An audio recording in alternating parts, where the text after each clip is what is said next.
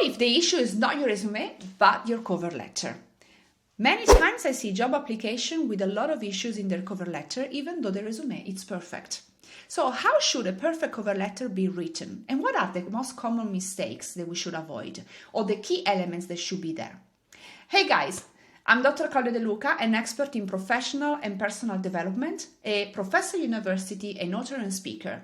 And today I'm going to share with you the most common mistakes you should avoid in writing your cover letter and the key elements that needs to be there in order to have a successful job application alongside your resume.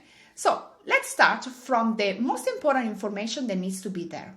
So at the top of your cover letter, it's very important that not only you have your personal information like your name and surname or your phone number and your email, which are contact information, but also any link that it's for your professional account. What does it mean? If you do have a LinkedIn profile which is successful, curated, and you think it's going to be strategic to share your LinkedIn profile with the job application, it's very important that you copy and paste the URL of your LinkedIn profile at the top of your cover letter. If you have an Instagram page, for example, or a very successful Facebook page, it's good that you share the link of those pages at the top of your cover letter. That will show not only alignment to your job application and the job position you're applying for, but also that you are a professional and you have side projects like social media pages that you are looking after. Other than the email and contact details, it's also very important that you write at the top of your cover letter the job title that you have. Not the job title that you wish to have from here to 5 years or from today, to 1 year, or the job title that you used to have in the previous job experience. Put the job title that it's the same job title you are applying for. Even though you are not, for example, a marketing manager, you are a marketing specialist at the moment. If you are applying for a marketing manager position, it's important that you place marketing manager as a job position. That is one of the fastest and key elements that the recruiters is going to look for at the beginning when they start scrutinizing your job application. They need to see alignment with the job role they are looking for. Once you start writing your cover letter, it's very important that you have all the right information there. What does it mean? It means that you need to have not only your job experience or the things that make you successful in your job profile, but also some values, personal information that define you as a person. Indeed, one of the most common mistakes that you can do is just create a list of jobs that you cover in the past or just make it only on the professional side. It's very important that we create a cover letter that is both on your professional aspect and your personal aspect. Very often recruiters want to see who you are as a person, what defines you as a person. For example, your mission in life. What is your big goal, your big achievements that you are looking for to achieving from here to 5 years? What are your values? What are the side projects you are committed to?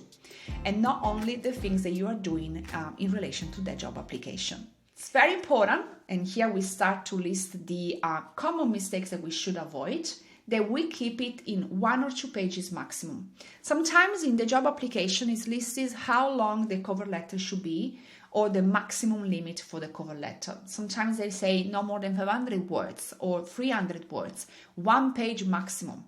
And they ask you to create an additional documents for the addressing the selection criteria. So addressing the selection criteria, it's something that usually is required aside unless it's specifically requested by the recruiter in the job application to do it in your cover letter. So don't address the selection criteria in your cover letter unless it's specifically requested by the recruiter. If there is a selection criteria that you need to address, very often they ask you for an additional documents. So avoid this mistake in case you are in doubt. Look for the job application, read it again, and in case, contact the recruiters and ask if the selection criteria needs to be addressed in the cover letter or in an additional document. I see sometimes resume and cover letter that are not specifically aligned with the specific requirements that recruiters has listed in the job application. So make sure that you keep it 1 page if you don't have any other reference in the job application that ask the specific length, or maximum 2 pages.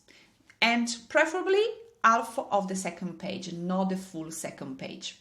Make sure that you have the signature there. So avoid the mistake of finishing a cover letter, completing a cover letter that doesn't have something like best regards, warm regards, or like your signature, for example. Make sure that you split your cover letter in paragraph. So avoid to write a full paragraph, very heavy and poorly formatted, because it's gonna be super heavy for the recruiter to read through. And most likely they're gonna just abandon the reading activity for your cover letter and they're gonna skip to your resume. So there's gonna be like a gap or misalignment between what you wanna say before they're gonna read your resume and what they're looking for indeed. And make sure that there are no spelling mistakes. Spelling mistake could also be that you are in Australia, for example, and you use an American spelling. So the Z instead of the S, for example. Make sure that if you stick to the Australian English spelling, it needs to be consistent and you use only Australian and English spelling, for example, or vice versa, only American spelling. Another very important thing is that you avoid repetition. So don't write the same vocabulary for the different aspect that you want to mention in that cover letter. Okay, so another very important thing is to avoid a too informal tone or brand tone. So make sure that your cover letter follow an English which is quite formal and aligned to the seniority level as well of the job application. So it needs to be as a basic level, it needs to be formal, but make sure that you level up the formality, especially when you apply for manager position, executive or director position. Okay, so these were the most common mistakes that you should avoid when you write your cover letter, and the most important thing, like key elements or mandatory aspect that you need to double check before finishing or completing your cover letter. If you like this video, please subscribe. Let me know if you like this type of content. I'm very happy to follow up with different things as well if you are eager to learn more on these aspects. Thank you very much. I'll see you next. Bye.